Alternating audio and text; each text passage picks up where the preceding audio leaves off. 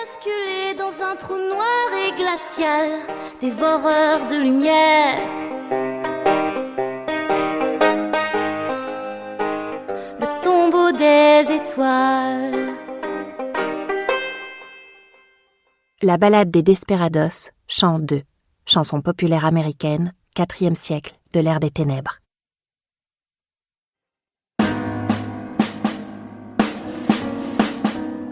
Avant la guerre.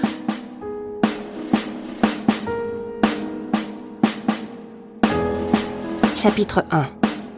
En Angleterre. Samedi 5 juillet, minuit. Quelque part dans la campagne du Kent. « Sa Majesté la Reine !»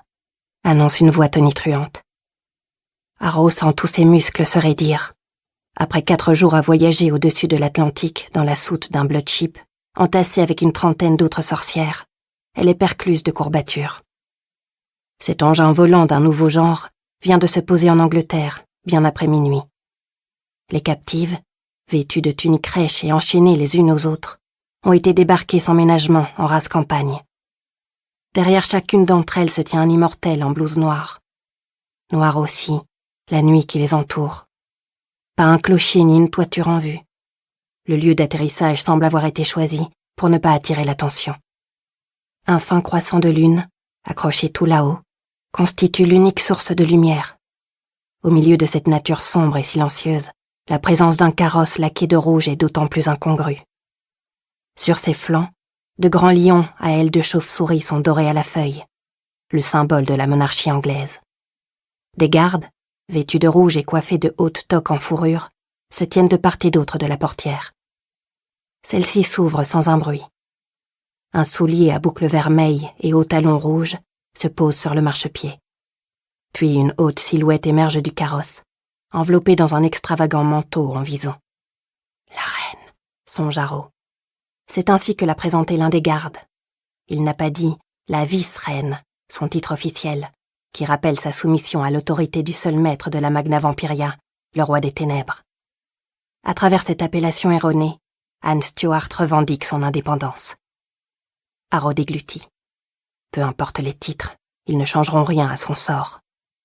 Fille du révérend docteur de Salem, le sévère Archer Moulton Senior, elle est née dans les 13 colonies anglaises des Amériques.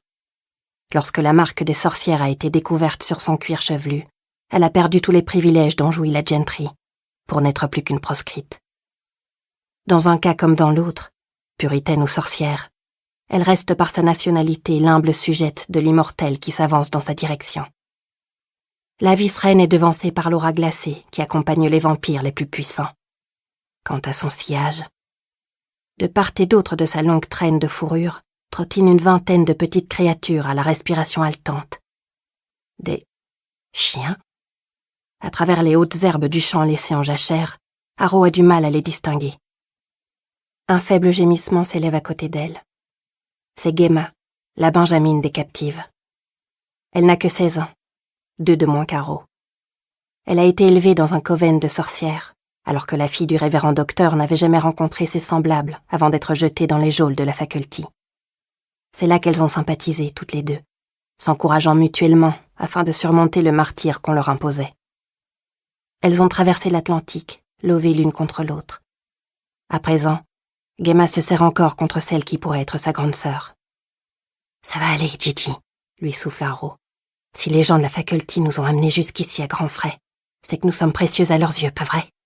Comme des oiseaux exotiques qu'on admire et qu'on choisit. » La souveraine s'immobilise à une dizaine de mètres des oiseaux en cage, sans leur accorder un regard. Sa meute, toujours invisible, se fige autour d'elle. D'où elle se trouve, Harrow ne voit que le dos de la vice-reine. Son visage est caché par une haute collerette en dentelle noire. En revanche, la couronne placée sur sa tête scintille de 1000 feux. Les diamants qui parent celle-ci sont bien plus étincelants que les étoiles lointaines. Une voix émane de la silhouette couronnée, à la fois profonde et étrangement dissonante. « Voici donc l'un de nos fameux blood chips. » Toute l'attention d'Anne Stuart est concentrée sur la nef volante à bord de laquelle les captifs sont arrivés, avec leur geôlier. le plus important d'entre eux. Pour continuer à écouter ce livre audio gratuitement, cliquez sur le lien dans la description et vous pourrez l'écouter en entier sans frais grâce à l'essai de 30 jours d'Audible.